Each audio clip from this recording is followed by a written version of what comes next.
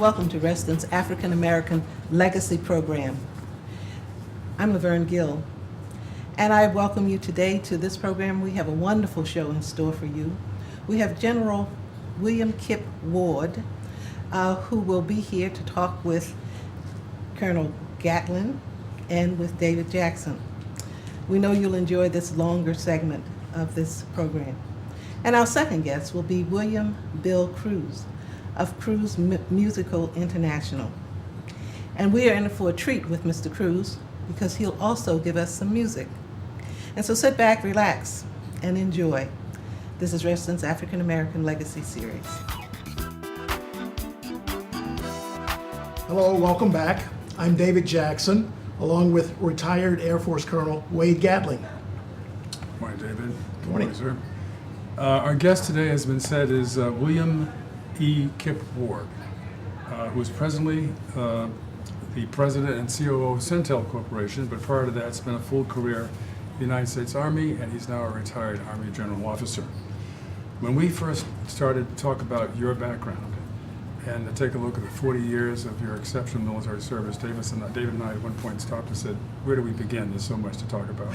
But we decided on your last assignment, the one from which you retired, where you were the first commanding general of the newest geographical command in the military services, the United States Africa Command. I'd like to know a little bit, if we can, about the genesis of that command and what its mission was, and a little bit about its structure.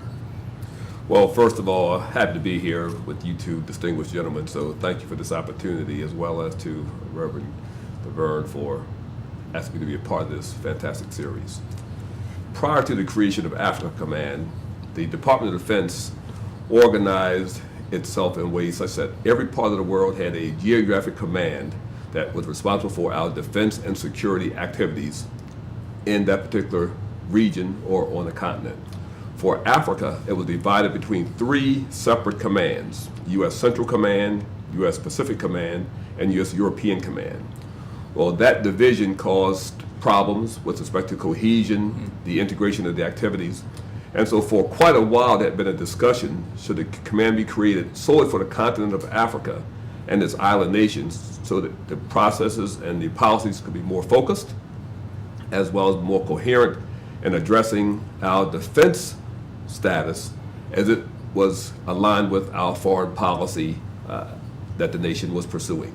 And so the United States Africa Command was created to do just that, to cause our defense activities to be more aligned, more cohesive, and candidly to recognize the growing importance of the continent of Africa in its diversity, in its resources, but also what it meant to global stability as it began to do more and more on the world stage because of its location and its population and where it is. So as a result of those decisions, as well as the timing, now, this is in 2007, it was determined that we will stand up a separate command for Africa, a separate geographic command that would have all of the inherent responsibilities of any combatant, or term that I prefer, geographic command, when it came to conducting the business of the Department of Defense on the continent of Africa and its island nations. And so for the first time, you had a single command that was conducting the business for the Department of Defense in Africa, as opposed to three separate commands that may not have always been coordinated in what they did and viewed the continent of Africa as was being viewed by others who were engaging on the continent. And our construct, again, resembled that of other commands, with one key distinction, and that was a distinction that says we will do our very best to cause the work that we do in AFRICOM to be better aligned with our interagency processes. So therefore, it also implied that we would have an interagency component in the design of the command, having representatives from other parts of our government agencies, commerce, treasury, agriculture, homeland security, all a part of the command, and importantly, having a deputy commander who was a senior Department of State official with the rank of ambassador as one of my co-equal deputies in the command. Interesting. I noticed also in your background that you were selected for a special assignment by former Secretary of State Condoleezza Rice, when she asked you to be, as I have it, the U.S. Security Coordinator for the Israel-Palestinian Authority in Tel Aviv and Jerusalem. It sounds like a very interesting and challenging responsibility. What did that involve? Well, that was an assignment like many that I've had over my career that come along and you say to yourself, where did this come from? I had just left being the NATO commander in Bosnia-Herzegovina, commanding the NATO forces there in Bosnia. And I had been reassigned to Stuttgart as the Deputy Commanding General for the United States Army Europe. I was going back to my office one afternoon in my staff car, and I received a call saying that the secretary's on the phone and wants to talk to you. I'm thinking, well, I'm headed back to my office. I'll see the secretary in a moment. I'll wait till then. No, the secretary wants to talk to you. So I pick up the phone, and on the other line was, well, hold for the secretary, please. And I was saying, no, why is this? Why am I holding for my secretary? This doesn't make too much sense. And on the line comes Secretary of State Condoleezza Rice. Says, Kip, how are you? Madam Secretary, I'm doing fine. And I had no idea what this was about. And the question was, we have decided to ask you to go to Israel to be the U.S. security coordinator between the Palestinians and the Israelis. And probably some silence there for a while. And then Secretary Rice said, can you tell us what you think about that? Well, Madam Secretary, let me think about that. Obviously, the discussion went on and more dialogue, but about a week and a half later, I was in Israel after having coming back to the United States for some orientation discussions and some further gathering of exactly what the responsibility would entail, and then heading to Israel for what was designed to be about a 3-month temporary assignment, because again, I was detailed for my regular job as a Deputy Commanding General to go do this job, working directly for the Secretary of State. In that position, it afforded me some opportunities that, unlike anything that I'd experienced before, because I was working directly with the leadership of Israel, and at the time it was Ariel Sharon, as well as the head of the Palestinian Authority, Mahmoud Abbas.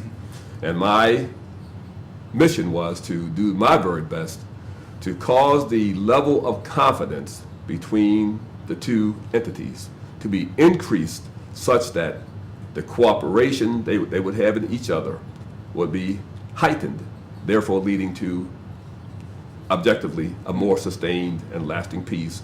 And at the time, the two-state solution was the issue. So my mission was to work with the Palestinians and helping them to increase their security capacity such that there was a level of trust with the Israelis, where they felt confident that the Palestinians could do these things, but as well with the Israelis and helping them to understand the Palestinian perspective such that that cooperation was in fact more in play. It was a most interesting assignment, to be sure. And I guess had I done it to a degree of perfection that you seem to be asking me for here, we wouldn't be there today. But to be sure, I approached that mission from the perspective of things that are in place. I used the glass half full scenario. Clearly there were many things that divided the two entities, but there were things that they also could agree upon. And so I set about, as a point of departure, let's determine what it is we can agree on and move from there to make a difference. And obviously for both entities, security, safety of the people was paramount for both of them. And so as you will recall, in September 2005, when the Israelis left Gaza, we knew that if that had occurred in a period of turmoil with fighting, with people being killed, clearly there would be no prospect for peace down the road. And so one of the missions that I received from Secretary of State Rice, about a 2 o'clock call one morning, saying, Kip, as this disengagement occurs, we know that if it occurs under fire, there will be no hopes for any peace. And so I set about then to do my very best, working with the Israelis and what they did, working with the Palestinians and what they did, to set conditions so that when this disengagement occurred, no Israelis nor any Palestinians were harmed. That would have led to increased tension, turmoil, and further reducing prospects for peace down the road. That disengagement occurred. not under fire, and it did pave the way for continued talks as well as continued work to move ahead.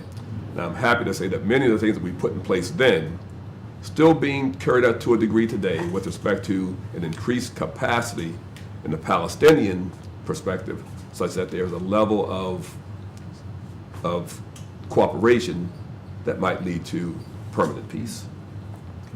Well, General, you've held leadership positions for your entire military career, and now you're heading up Centel Corporation, a private sector technology firm. How would you compare the two sets of responsibilities?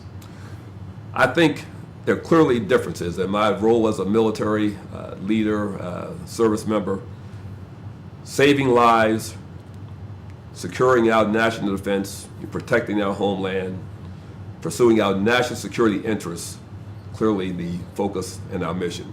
At Centel, as a profit-seeking company, but also doing things in a way that causes total customer satisfaction, taking care of those who are on our team, our Centel employees, so that they contribute in ways that continue to be productive for us. And in both of those roles, effective leadership is the key. And clearly for me, those things that I saw as leadership imperatives were at play as a uniformed officer, but also as a corporate executive. So I see my job as a job that causes me to do my very best every day to ensure that the work that we're doing is work that means something to our customers, as I was hopeful that the work that I did as a uniformed soldier helped secure our national security, our customer then, the people of the United States. And as well as doing what we do now to take care of those who are responsible for getting that job done, be they a soldier or our civilian teammate. Well, our producer is a graduate of Howard University. And what she really wants to know is, why did you choose to attend Morgan State over Howard? Well, I'm from Baltimore. Morgan was closer. But also Morgan had a great reputation of taking talent from the minority community, but as well as the majority community, and causing that talent to be nurtured in a way that would cause those men and women who matriculated at that predominantly historically black university to succeed in life.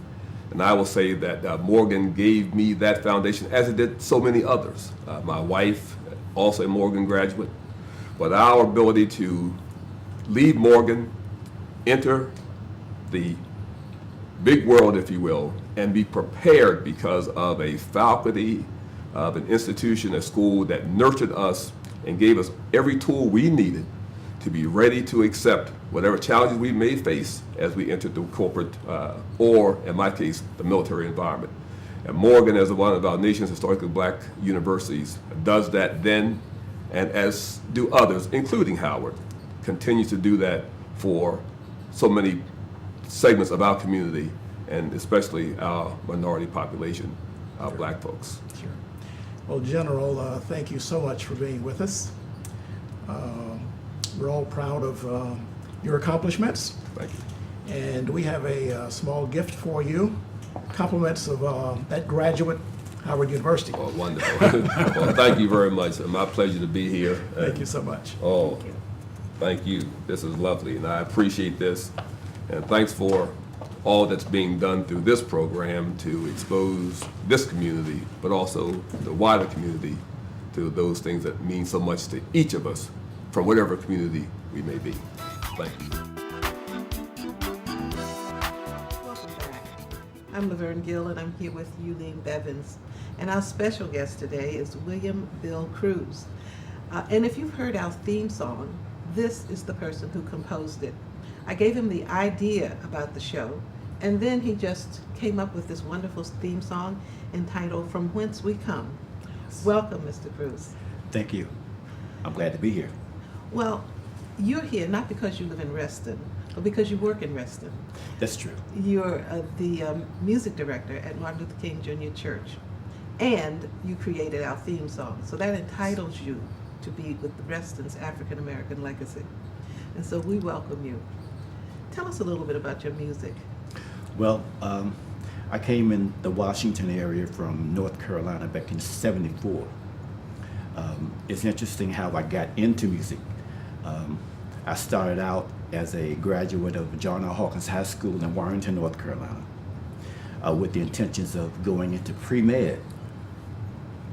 However, I had the misfortune of losing my mother the first semester I was in college.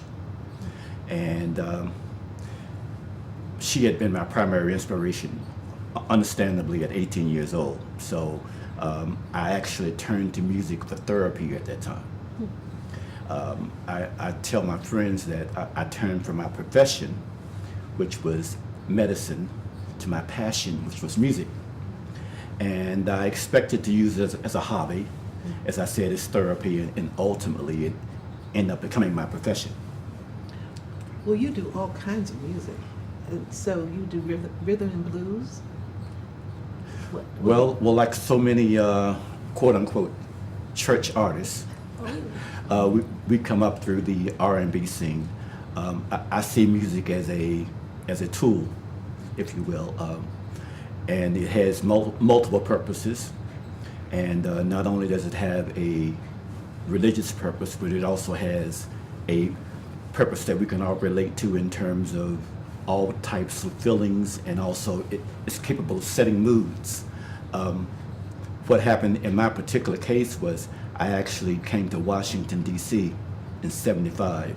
I started out with an R&B group, and I guess we were kind of comparable on the local scene to, say, the Temptations and the OJs. And we stayed together for about 4.5 years. And like so many young men, you know, we did what musicians do and what young men tended to do. What's that? Well, let's just say we had a good time along with making music. Okay. But yeah, but ultimately I also was coexisting with a young family. It so happens that my fiance came to Washington from Raleigh the same time that I came here to do music. So we actually thought we were going our separate ways, but obviously God had another plan. So we actually ended up being here, and eventually the first baby came, who is now 39, Ebony. And then the second baby came, Renown, who's 36 years old. And also my wife actually had another person in the family that we adopted who was actually her niece, who's now Dr. Ruby Lawrence. We're pleased to say that she got her degree in counseling psychology.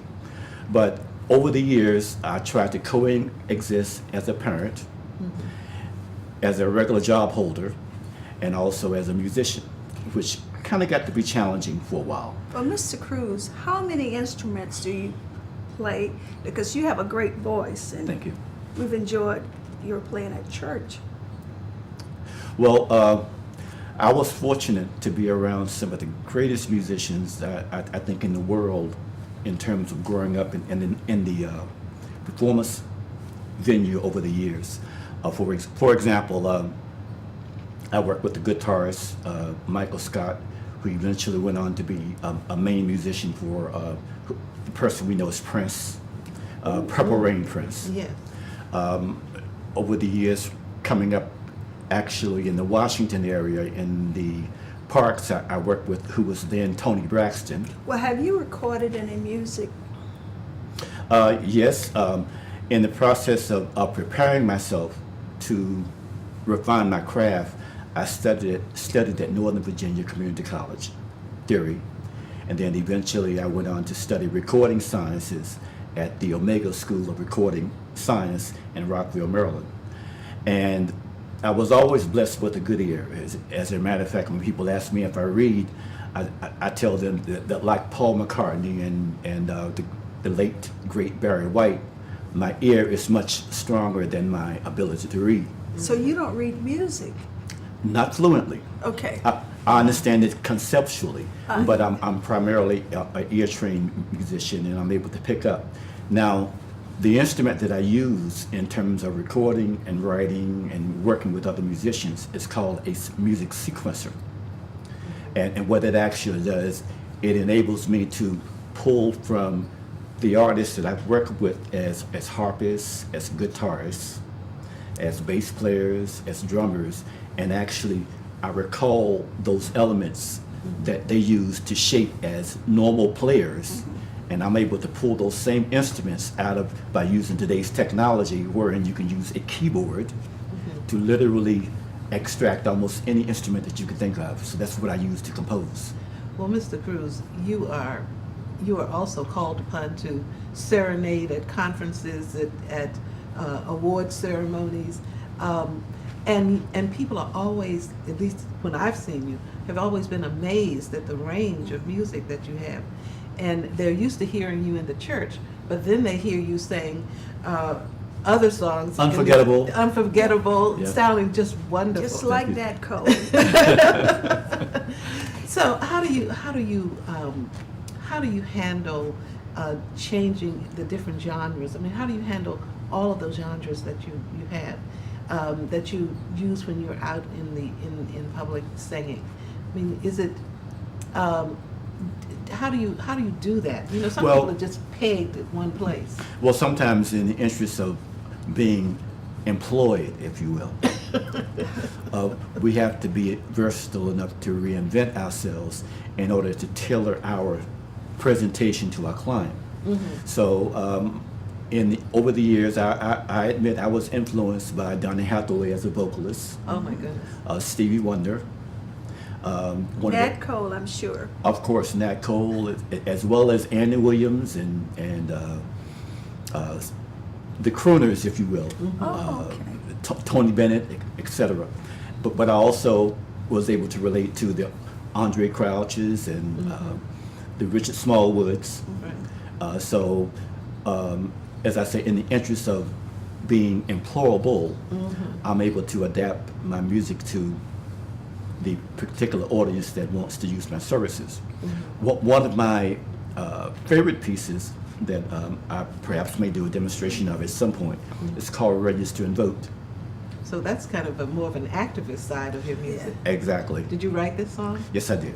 And how did you come to write a song about voting? Well, I was a district government employee for 21 years. And of course, being exposed to the political area, working closely with Mayor Barry, doing 2 administrations, Sharon Pratt Kelly, and ultimately Tony Williams, I was called upon to actually compose a piece called the DC One Fund song, which ended up being the primary fundraiser piece that was indirectly affiliated with raising millions of dollars for the less fortunate. That was their version of the United Way, and they simply call it the DC One Fund. And eventually, politically, I composed a piece called Register and Vote, which is applicable now. For example, the lyrics say that your vote shows that you appreciate the sacrifices made so we can participate in a democracy where we can consolidate our right to choose and to delegate. Wow. Voting is a confirmation of our proclamation to make a difference through participation, to take control of your situation. Register and vote. Well, Mr. Cruz, we're going to hear that song. All of those good words. I'm wondering, how does this go with music? But, you know, I am so glad you're here. And I guess we're going to hear some of your music. I'd be honored. We are so honored to have you here. And so, in a few moments, we'll hear your voice. Thank you. Thank you for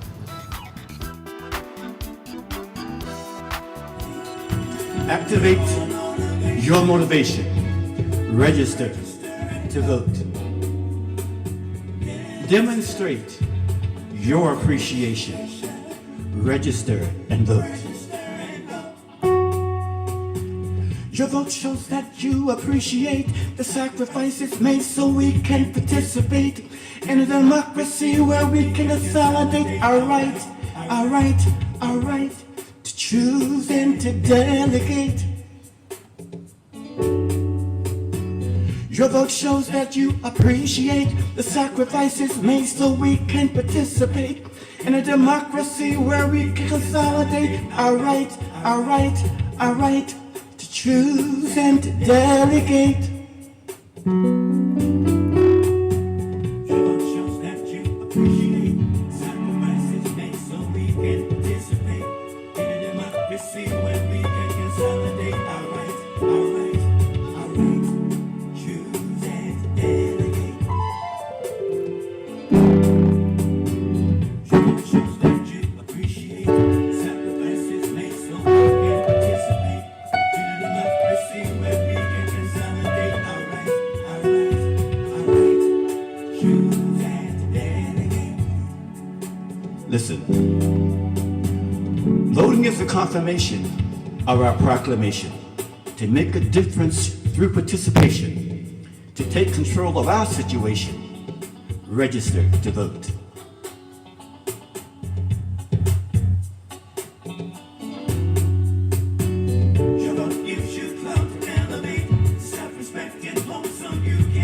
Don't forget, your vote gives you clout to elevate your self-respect and hope so you can communicate a better direction through your chosen candidate. Wake up, observe, and evaluate. Register to vote. Wake up, observe, and evaluate. Register and vote.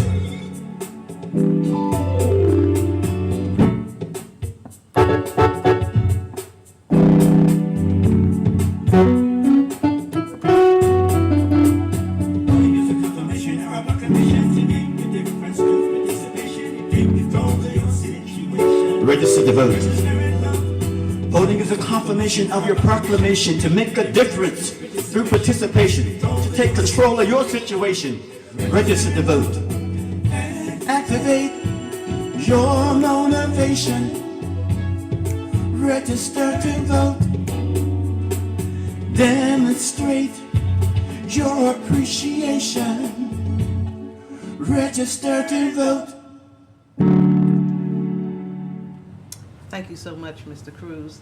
I know that was just a sample of what you can do. You are now a member of Reston's African American Legacy Series. And thank you for the opportunity to share God's gift with you. This has been Reston's African American program. We thank you for joining us. And until next time, I'm Laverne Gill.